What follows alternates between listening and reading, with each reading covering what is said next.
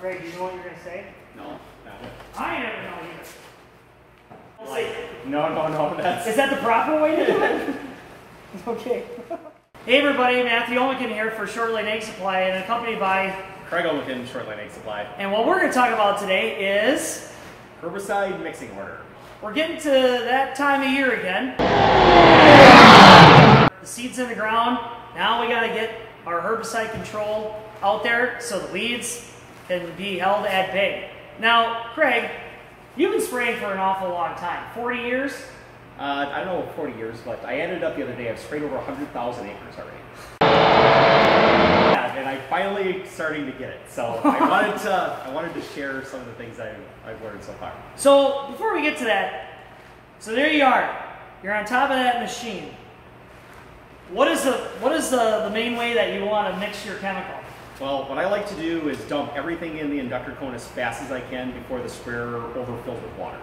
So that's, well, we don't want that. Is that right? Nope. Oh, okay, scratch that. We're gonna start over. Don't do that. It's not what we're trying to do. So the first thing that we want to do when we're mixing, and mixing is getting to be more important all the time because nobody wants to deal with a plugged up sprayer. So first thing we're going to dump in is our dries.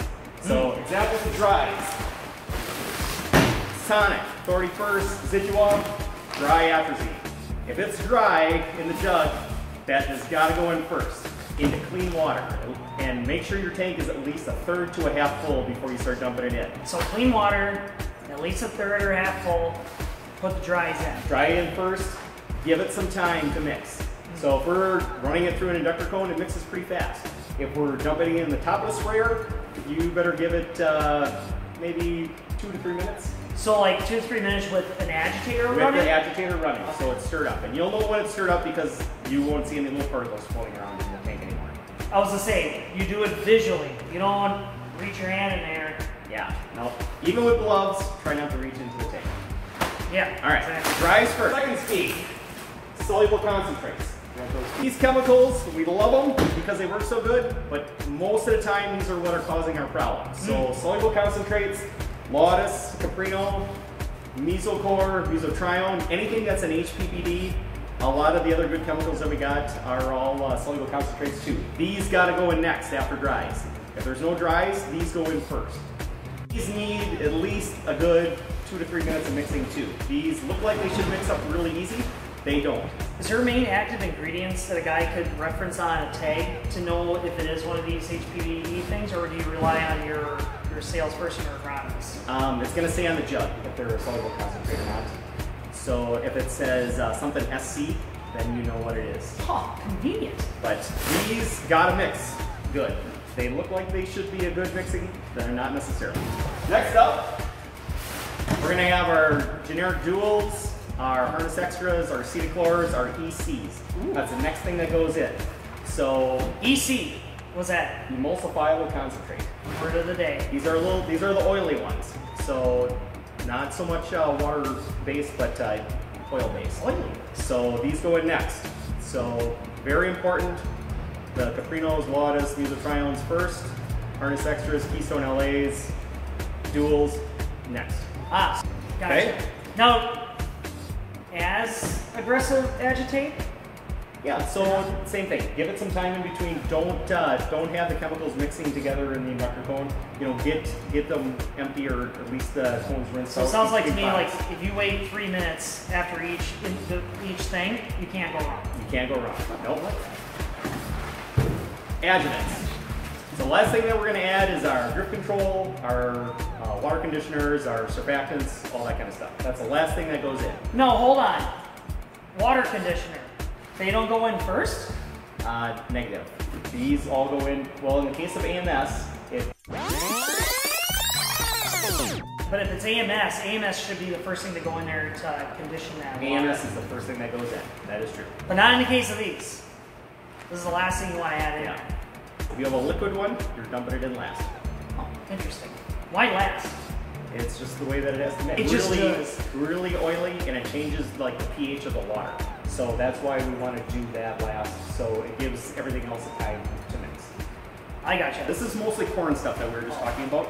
We can touch on another one. So there's a lot of Enlist soybeans this year. There's going to be a lot of Enlist sprayed.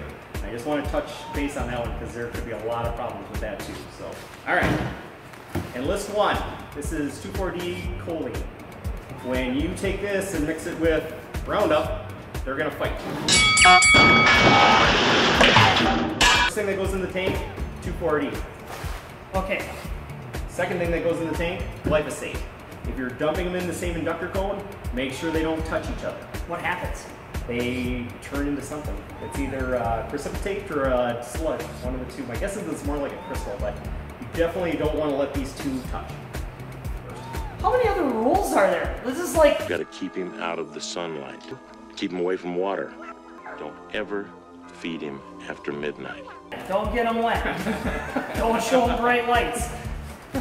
I suppose it's all for best. It's for convenient usability, best application. That's why it's really important to take those steps. It is. Nobody wants to have trouble. The other thing that's causing a lot of trouble this year is algae.